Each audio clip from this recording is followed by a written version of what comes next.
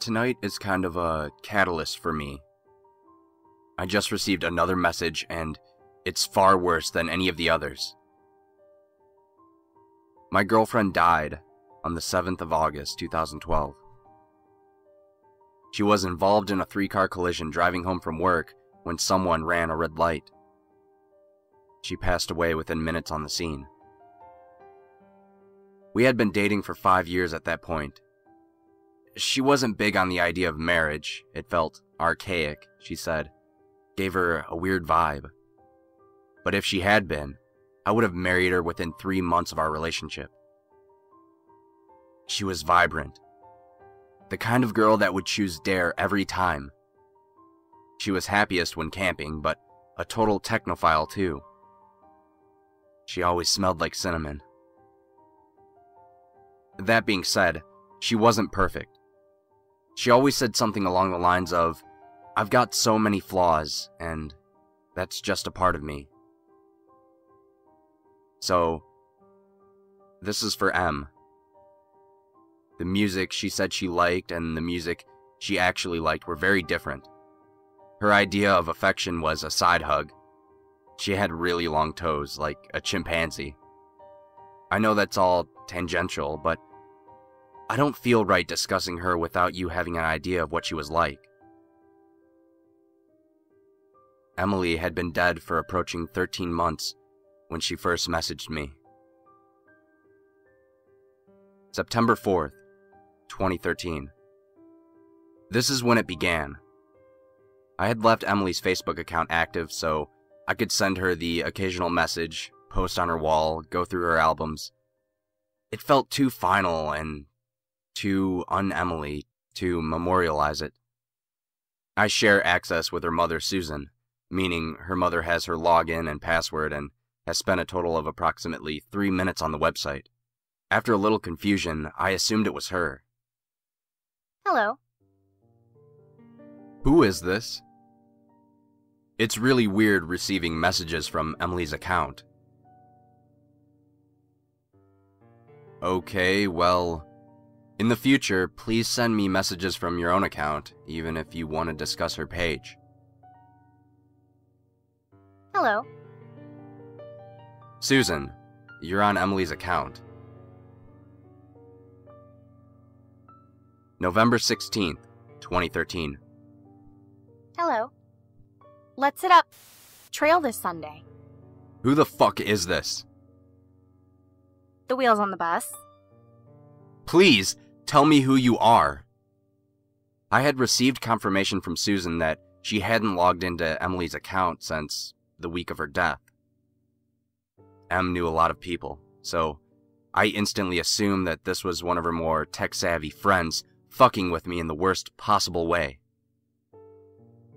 I noticed pretty much immediately that whoever was chatting with me was recycling old messages from mine and M's shared chat history. The wheels on the bus comment was from when we were discussing songs to play on a road trip that never eventuated. The hellos happened like a million times. Around February 2014, Emily started tagging herself in my photos.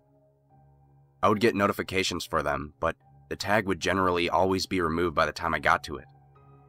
The first time I actually caught one, it felt like someone had punched me in the gut. She would tag herself in spaces where it was plausible for her to be, or where she would usually hang out. I've got screenshots of the two, from April and June. These are the only ones I've caught, so they're a little out of the timeline. Around this period of time, I stopped being able to sleep. I was too angry to sleep. She would tag herself in random photos every couple of weeks. The friends who noticed and said something thought it was kind of a fucked up bug, but I found out recently that there have been friends who noticed and just didn't say anything. Some of them have removed me from their Facebook friends list. At this point, some of you may be wondering why I didn't just delete my Facebook. I wish I had. I got off it for a little while. On days when I can't get out there, though, It's nice having my friends available to chat. It's nice visiting M's page when the little green circle isn't next to her name. I was already socially reclusive when M was alive. Her death turned me into something pretty close to a hermit. Facebook and MMOs are my only real social outlet. On March 15th, I sent what I assumed was M's hacker a message. Why are you doing this? Why do you keep tagging her? On March 25th, I received an answer. Hello. Hello. Hello. Hello. This is actually devastating. I don't know why you enjoy doing this. OMG, cinnamon-scented candles. Go to hell. Why are you doing this? It wasn't until I was going over these logs a few months later that I noticed she was recycling my own words as well. My response seems kind of lackluster here. I was intentionally providing him or her with emotional bait. This is actually devastating. To keep them interested in their game. I was working off the assumption that the kind of person to do this would be the kind of person that would thrive on the distress of others. I was posting in tech forums, looking for ways to track this person, contacting Facebook. I needed to keep them around so I could gather evidence. Before anyone else asks, yes, I had changed the password and all the security info countless times. 16th of April, I received this. We should make our own jam. JFC, Samantha. Nah, different. No chance of passing. No chance of passing. How many? Garage side door. Side. I. No chance of passing. This seems like word salad. Like all of our conversations so far, it's just recycled from previous messages she had sent me. April 29th. Baked beans on toast. I don't know, I just said, yo, ask Nathan. Nathan, Nathan, Nathan. I don't know what's happening. I don't know how you're still doing this. Please, stop. Please stop. I don't know what's happening. Nathan. I don't know what's happening. I hadn't discovered any leads. Facebook had told me the locations of her page had been accessed from, but since her death, they're all places I can account for. My house, my work, her mother's house, etc. My response here wasn't bait. Yo, ask Nathan was an inside joke too lame worth explaining. But seeing her say it just absolutely crippled me. My reaction in real life was much less prettier. I'm not expecting my bond back. Her last few messages had started to scare me, but I wouldn't admit it at this point.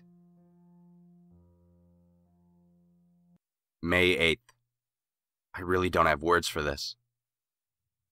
I, -12, -15. My jumper's in the dryer and it's really cold out. Really cold out. Cold. Cold. Nathan, please stop. Cold. Freezing. I don't know what's happening.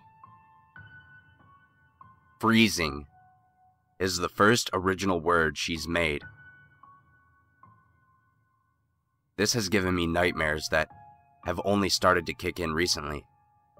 I keep dreaming that she's in an ice-cold car, frozen blue and gray, and I'm standing outside in the warmth, screaming at her to open the door. She doesn't even realize I'm there. Sometimes her legs are outside with me. 24th of May. I'm really drunk. I miss you. Whoever's on this account, I don't give a fuck. I keep coming home from work and expecting to see you at the computer. Shouldn't I be used to that by now? Just let me walk.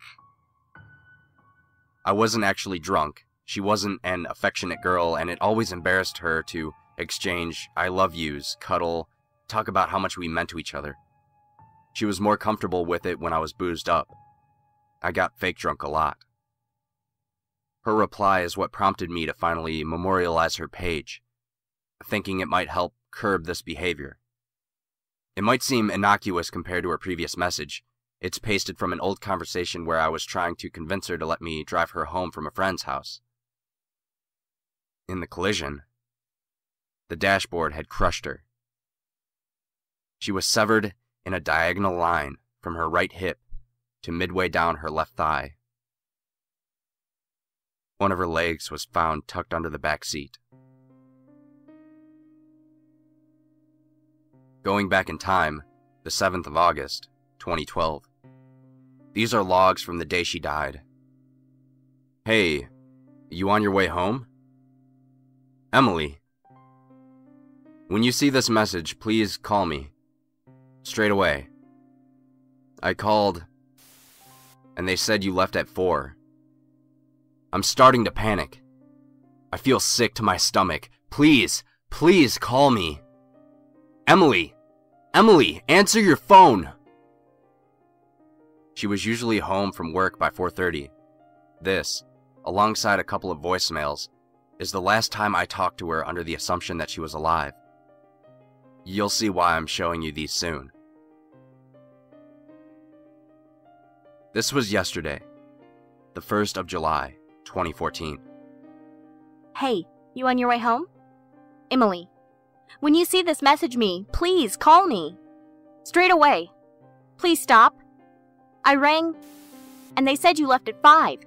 I'm starting to panic. Please stop. Cold. Emily. Emily. Answer your phone. I don't know what's happening. Cold. Freezing. I memorialized her page a couple days after I received a message about walking. Until today, she'd been quiet. She wasn't even tagging herself in my photos. I don't know what to do anymore. Do I delete her memorial page? What if it is her? I want to puke. I don't know what's happening. I just heard a Facebook alert. But I'm just too afraid to swap windows and check it. I checked the alert. I heard it as I was compiling and editing the post. This was the message.